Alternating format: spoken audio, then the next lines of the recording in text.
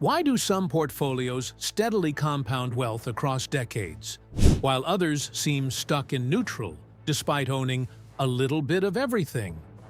The answer isn't necessarily bad stock picking. It isn't always bad timing. Often, it's dilution. Not dilution in ownership, dilution in conviction, dilution in impact. Diversification is essential, but beyond a certain point, it stops protecting performance and starts muting it. Let's unpack where that line might be. To diversification, the foundation of risk control. Diversification became central to investing through the work of Harry Markowitz and modern portfolio theory. The principle is simple: spread risk across multiple assets to reduce the damage any single position can cause. It works. Owning 15 to 25 reasonably different businesses dramatically reduces company-specific risk.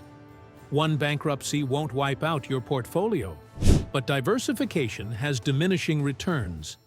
The first 10 to 20 positions reduce risk significantly. The next 30 barely move the needle. The next 100 mostly reduce concentration. And concentration is where meaningful outperformance often lives. The 500 stock index problem. Let's talk about the elephant in the room. The S&P 500 holds 500 of the largest public companies in America. That sounds powerful. It is powerful for market exposure. But it also introduces a structural reality. When you own 500 companies, how do you own the exceptional, the average, the declining, the capital destroyers? Indexes are weighted by size, not by competitive advantage, moat durability, or capital allocation skill. That means capital flows to companies because they are large, not necessarily because they are improving.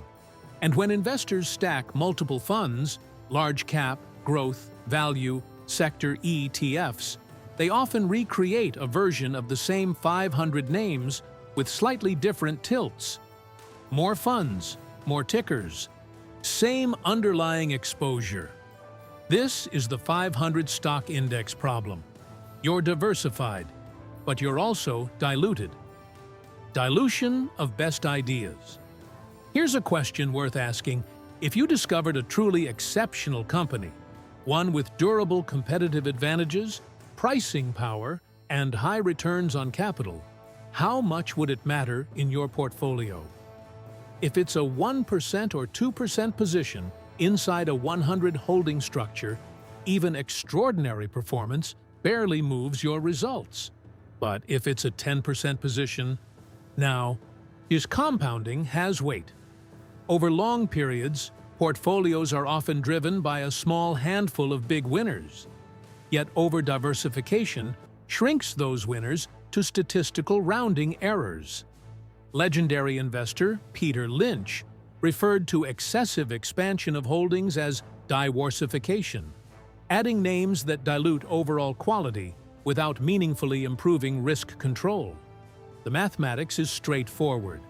More positions equals lower single stock risk. More positions equals lower upside impact. Eventually, your best ideas compete for space with your weakest ones, and the average pulls everything toward the middle. Why? Conviction matters. Concentration without conviction is reckless, but conviction without concentration is ineffective. Investing isn't about collecting tickers. It's about allocating capital to businesses you understand deeply. Warren Buffett has often argued that wide diversification is a protection against ignorance. When you truly understand a business, its moat, its pricing power, and its management discipline, allocating meaningful capital reflects that understanding. Conviction matters because it forces deeper research. It requires a clear thesis. It improves capital allocation decisions. It aligns portfolio size with belief strength. Over-diversification can be a symptom of uncertainty. When you don't know which ideas deserve weight, everything gets a small slice. That may feel safe, but it rarely builds exceptional results. Correlation. The hidden illusion. Owning many holdings doesn't automatically mean true diversification. Owning a large cap ETF, a growth ETF, a tech ETF, an AI ETF often results in heavy overlap. Different wrappers, similar exposures. In times of market stress, correlations rise. Assets that appeared diversified move together. Over-diversification within the same economic drivers creates an illusion of protection. True diversification is about different sources of return, not just more symbols. Opportunity cost, the silent drag. Every dollar allocated to a mediocre holding is a dollar not allocated to a high-quality compounder. Over-diversified portfolios frequently include legacy positions never re-evaluated, overlapping ETFs, cyclical plays with unclear thesis, speculative themes with tiny allocations. The result? Capital fragmentation. Your best ideas are underweighted. Your weakest ideas still consume space. Investing is not about participation, it's about prioritization. And prioritization requires discipline. When broad diversification makes sense, let's be clear, broad diversification is not wrong. For investors who prefer simplicity, have limited time to research, want low-cost market-matching returns, value stability over outperformance, owning a broad index fund may be entirely appropriate. The problem isn't diversification, it's unconscious over-diversification. When portfolios grow organically without a clear structure, overlap creeps in, and conviction fades. The case for concentrated discipline. This is where a focused strategy becomes interesting. Instead of owning 500 companies simply because they're large, what if you intentionally owned a smaller group of businesses exhibiting structural dominance? Companies with meaningful market share, pricing power, durable moats, strong free cash flow, reinvestment capacity. That philosophy underpins the monopoly ETF ticker, MPLY. Rather than replicating the entire market, a MPLY focuses on companies demonstrating monopolistic characteristics, dominant positions, competitive strength, structural advantages. It's not about literal monopolies, it's about disciplined concentration around businesses with enduring economic power.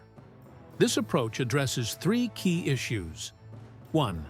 The 500 stock index problem. Instead of owning everything, it narrows exposure to leaders. 2. Dilution of best ideas. Fewer holdings allow dominant companies to meaningfully influence results. 3. A conviction-based construction. It reflects a clear thesis. Dominance compounds. This isn't about hype. It isn't about chasing trends. It's about structural strength. Focus without recklessness. Concentration does not mean owning 3 speculative stocks.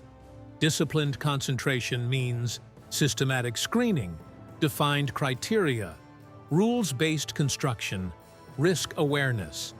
A strategy like MPLY packages that focuses on a structured ETF framework. You're not betting on one company. You're allocating intentionally toward a curated group of dominant businesses. That's different from accidental concentration, and different from accidental over-diversification. The balance that matters. Too little diversification can destroy wealth. One mistake, one earnings collapse, one broken thesis, and years of compounding can unwind quickly. But too much diversification can quietly cap it. When capital is spread too thin, even your strongest businesses lose influence. And your winners shrink to rounding errors. Your conviction gets diluted. Performance drifts toward the average. Not because you lack good ideas, but because you've sized them too small to matter. The goal isn't maximum holdings, it's maximum clarity. Clarity about what you own. Clarity about why you own it. Clarity about how each position contributes to the whole. A portfolio should function like a system, not a collection. Ask yourself, why does each holding exist? Is it there because of a clear thesis, or because it felt safer to add one more name? What role does it play? Growth engine? Defensive ballast? Income generator? Tactical exposure? Does it overlap with others? Different ticker symbols can still represent the same economic exposure. Are my best ideas sized to matter? If your highest conviction businesses double, will it meaningfully impact your net worth? When you can answer those questions confidently, diversification becomes intentional. When you can't, it often becomes clutter. A strong portfolio reflects prioritization. It communicates what you believe about markets, businesses, and risk. It aligns position size with conviction level. If your portfolio resembles a list instead of a thesis, if it feels more accumulated than constructed, it may be worth simplifying. Because in the end, investing isn't about owning more, it's about owning better, with size, structure, and clarity aligned behind it. Final thoughts. And diversification protects capital. Conviction builds it. The 500 stock index problem isn't about indexes being bad. It's about understanding what they deliver. Broad exposure and average outcomes. If average is your goal, broad indexing works beautifully. If differentiated performance is your goal, intentional concentration may deserve consideration. Over-diversification doesn't feel risky. It feels safe. But sometimes safety is simply the avoidance of commitment. And markets reward disciplined commitment to strong businesses. The Monopoly ETFMPLY represents one expression of concentrated discipline, systematic exposure to companies with dominant characteristics and durable moats. Not speculation, not promises, just a clear thesis. Own structural strength. Let dominance compound. If you found this helpful, subscribe for more deep dives into serious investment strategy. No hype, no speculation, just disciplined thinking. To drop a comment below, are you comfortable with broad index exposure, or do you prefer focused conviction? Curious how others balance diversification and concentration in today's market?